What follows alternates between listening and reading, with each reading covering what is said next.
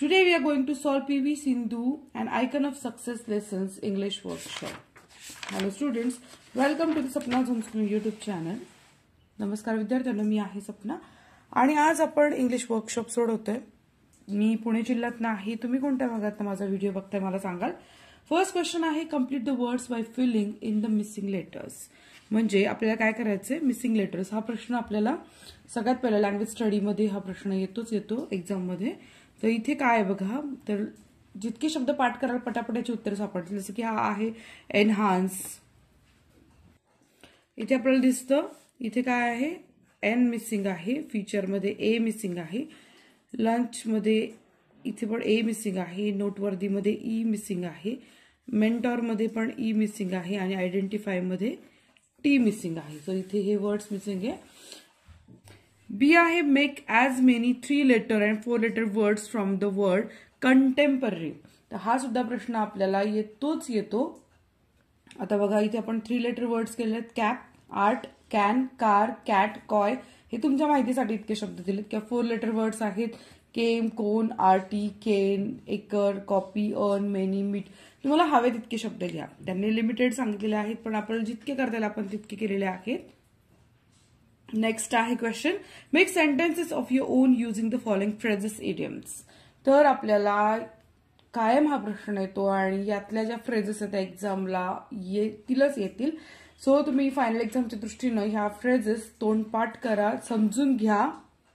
First phrase आहे to enhance further, काहीतरी वाढ करणे, meaning in addition to a greater degree to extend. Okay, तर याचं वाक्य होतं this dress enhance further your look. म्हणजे तुझा हा ड्रेस तुझं काय वाढवतोय, तुझं एक सौंदर्य किंवा तुझं दिसणं चांगलं वाढवतंय. सेकंड आहे टू लॉन्च, म्हणजे काय मिनिंग आहे start or set in motion. तर इथे वाक्य आपण केलंय the launch of new campaign against drinking and driving. Okay. Third आहे टू क्रिएट हिस्ट्री. तर याचा अर्थ होतो meaning to do something that is very important or famous.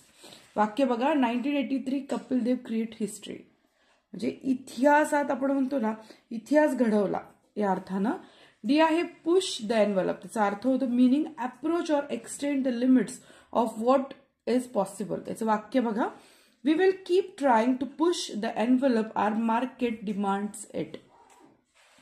E आहे week in and week out. या फ्रेजचा अर्थ बघा every week or many weeks for a long time without stopping or changing. याचा वाक्यात उपयोग होतो he has been working week in and week out with no vacation. F two come out. याचा अर्थ आहे इमर्ज, बिकम नोन आणि वाक्य होते lots of interesting books are coming out. Third question आहे prepare a profile fact file P.V. Sindhu using the following points. आता आपण आता P.V. सिंधूचं प्रोफाईल लिहितोय, पण तुम्हाला पण तुमचं अशा प्रकारे छान प्रोफाईल लिहिता येईल. प्रत्येकाचं एक प्रोफाईल असतात. आपण यांचं प्रोफाईल लिहूयात. डेट ऑफ बर्थ आहे 1995. फादर आहेत P.V. रामण्णा, मदर आहेत P. विजया. नेटिव्ह ऑफ म्हणजे कुठचे आहेत, त्यांचं मूळ ठिकाण काय, Andhra Pradesh. Started badminton at the age of 8. वयाच्या 8व्या वर्षी सुरू केलं होतं. फर्स्ट कोच त्यांचे फर्स्ट कोण होते, कोच मेहबूब अली होते. सेकंड कोच होते Pullela Gopichand. First major achievement त्यांची काय होती ज्युनियरमध्ये, the 5th Servo all India ranking championship for under 10 category. First international won a bronze medal at the 2009 sub junior Asian badminton championship held in Colombo. Honours received, कोणते मान सन्मान त्यांना भेटलेले आहे, तर खूप मान सन्मान भेटले. अर्जुन अवॉर्ड 2003, पद्मश्री 2015, राजीव गांधी खेल रत्न award 2016. Greatest win 2016 won silver medal in the finals in the Rio Olympics. And her great strength, त्यांची ग्रेट स्ट्रेंथ काय आहे, her attitude and never say die spirit. कधीही हार न मानणे स्पिरिट त्यांचं सगळ्यात मोठी ताकद आहे. क्वेश्चन 4 आहे answer in short in your own words. तुमच्या शब्दात उत्तर लिहायची. क्वेश्चन आहे what made Sindhu take up badminton at the age of 8. 8व्या वर्षी त्यांना बॅडमिंटन का खेळावं असं वाटलं, तर उत्तर आहे Pullela Gopichand on the all England open badminton championship in 2001. Open badminton championship in 2001, Sindhu was just 8 years old. Then she used to play volleyball. Gopichand's victory inspired her to play badminton. Gopichand यांची victory होती त्यांनी तिला inspire केलं. Second आहे what were Sindhu's achievement still she was 14 years old. काय काय achievement होत त्यांच्या 14 वयापर्यंतच्या. Sindhu's first major achievement came in the form of 5th Servo all India ranking championship for under 10 category. She also won doubles titles at the IOC All India Ranking Krishna Khaitan All India Tournament, the Sub-Junior Nationals and the All India Ranking. When she was under 13 categories, Sindhu won the gold medal in under 14 category at the 51st National School Games in India. These were Sindhu's achievements till she was 14 years old. What history was created by Sindhu in 2016? What was her victory in the following year? In the year 2016 brought her another achievement of winning the Malaysia Master Grand Prix Gold Women's Singles title, where she defeated Scotland's Christy Gilmore in the final. In August, she reached the semi-final of the women's single event at the 2016. Sindhu created history by reaching the finals after beating Japan's Nozomi Okuhara in the women's singles semi-final. In the Rio Olympics, she won a silver medal in the finals. In 2016, she received the Rajiv Gandhi Khel Ratna Award. What are the positive character traits of P.V. Sindhu? P.V. Sindhu's positive character trait are her dedication and commitment to the sport. The most striking feature in Sindhu's game is her attitude and never-ending die spirit. Next question. What role do Sindhu's parents play during her important matches? Sindhu's parents play very important role. They give wise guidance every time when she goes for national level tournaments. They accompany her there when she practice and play. They tell her what she is doing. Her dad gives her a summary of how she plays, and it is very helpful. 6. What message does Sindhu convey in the last paragraph? According to Sindhu, if he or she is one of the top player and does not play well and loses in the first or second round, he naturally feels bad. But he needs to come out of the situation and then practice hard and identify his or her mistakes and learn from it. Of course, it takes time to come out of it, but he or she need to cope with. Sindhu conveys this message in the last paragraph. Last question. Imagine that P.V. Sindhu has recently won very important tournament at international level. Frame an email on behalf of your school to congratulate her. Use the proper email format. तुम्ही कधी email केलाय का कोणाला? नाही केलाय कधी email? जसं आपण पूर्वी पत्र लिहायचो तसं आता एक नवीन साधन आहे लोकांचे कॉन्टॅक्ट करण्याचं, आणि सध्या मेलद्वारेच आपण एकमेकांना कॉन्टॅक्ट करतो.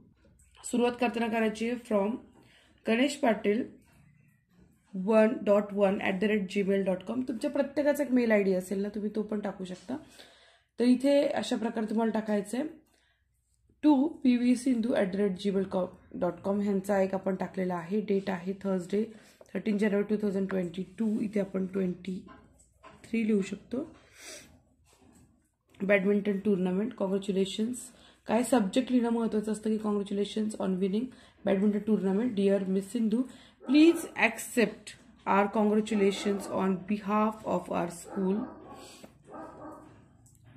Tilak High School, Pune. Your recent win in Malaysian badminton final is really commendable. Your exemplary success will always inspire our young players.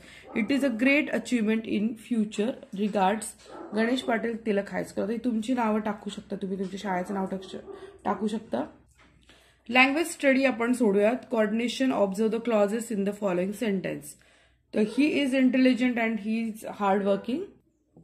इथे काय म्हटलंय, ही इज इंटेलिजंट आणि ही इज हार्ड. म्हणजे तो खूप हुशार पण आहे आणि तो कष्टाळू पण आहे. Asif was tired but he could not rest. Asif खूप थकलाय पण तो काही थांबत नाही, आराम घेत नाहीये. You can go for a walk or you can exercise at home. तू चालायला जाऊ शकतो किंवा घरी व्यायाम करू शकतो. ही Seema has recovered from fever so she can attend school. ती बरी झाली आजारात ना, तर ती शाळेत जाऊ शकते. Each of the above sentence have clauses which do not depend on each other. म्हणजे वरची दोनही वाक्ये स्वतंत्र आहेत, एकमेकांवर अवलंबून नाहीत. They are called independent or coordinate clauses. अशा क्लॉजला काय म्हणतात? इंडिपेंडेंट क्लॉजेस किंवा कोऑर्डिनेट क्लॉजेस म्हणतात, जे स्वयंपूर्ण क्लॉजेस आहेत. They are joined by conjunctions like, जे जोडलेली असतात वाक्य अँड, बट और सो. अशा प्रकारे दोन वाक्य जोडलेले अँड, बट और सो. सच कंजक्शन्स आर कॉल्ड coordinators. यांना काय म्हणतात? कंजक्शन्सना coordinators म्हणतात. Other coordinators are as well as not only but also yet, still, however, nevertheless, or, nor, else, either, or, neither, nor, so, therefore, thus, hence, for. याचा अर्थ समजून घ्या. As वेल as म्हणजे तसेच, नॉट ओनली म्हणजे फक्त नाही तसेच, बट ऑल्सो म्हणजे तसेच पण, यट म्हणजे अद्याप, स्टील म्हणजे अजूनही, हाव एव्हर म्हणजे तथापि, नेव्हरथलेस म्हणजे तरीही, ऑर म्हणजे नसेल तर नाही तर, सो म्हणजे त्यामुळे, नॉर म्हणजे नाही, एल्स म्हणजे इतर, इदर ऑर म्हणजे किंवा, निदर नॉर म्हणजे ना तर हे, ना तर ते, देअरफॉर म्हणजे म्हणून, आणि दस म्हणजे अशा प्रकारे. इथे pick out the coordinate clause and circle the coordinator. आता जसं की she bagged a silver medal अँडला कोऑर्डिनेट आपण इथे सर्कल केलं कारण हा कोऑर्डिनेटर आहे. She found a place in the national team. P.V. Sindhu is an ace shuttler but, तर हा आपण कोऑर्डिनेटर आहे, आपण त्याला सर्कल केलं. यू मस्ट प्ले ऑर, याला आपण केलं कोऑर्डिनेटरला आणि इकडे सोला केलेला आहे. सो तुमच्यासाठी जेव्हा दोन वाक्य अर्थासाठी एकमेकांवर अवलंबून नसतात तेव्हा त्याला इंडिपेंडेंट क्लॉज किंवा कोऑर्डिनेट क्लॉज असं म्हणतात. आणि क्लॉजचा अर्थ काय की शब्दांचा समूह असतो, अर्थपूर्ण शब्दांचा समूह. यातनं आपल्याला अर्थबोध होतो ना, त्यामुळे ते पूर्ण व्यवस्थित हे काय होते? वाक्य होते की जे एकमेकांवर अर्थासाठी अवलंबून नव्हते, फक्त त्यांना जोडणाऱ्या शब्दांना काय? कोऑर्डिनेटर म्हणतात. इतकं तुम्हाला यातनं कळालं असेल मला खात्री आहे. सो लँग्वेज स्टडीचा पार्ट तुम्हाला आवडला का? व्हिडिओ आवडला का? माझा प्रयत्न असतो तुम्हाला जास्तीत जास्त समजून सांगण्याचा. तर तुम्हाला व्हिडिओ आवडला असेल तर नक्की लाईक करा. लाईक करायला काही कष्ट पडत नाही, फक्त प्रेस करायचं असतं थांबला, आणि चॅनलला सबस्क्राईब करा. भेटूयात नेक्स्ट व्हिडिओमध्ये. धन्यवाद.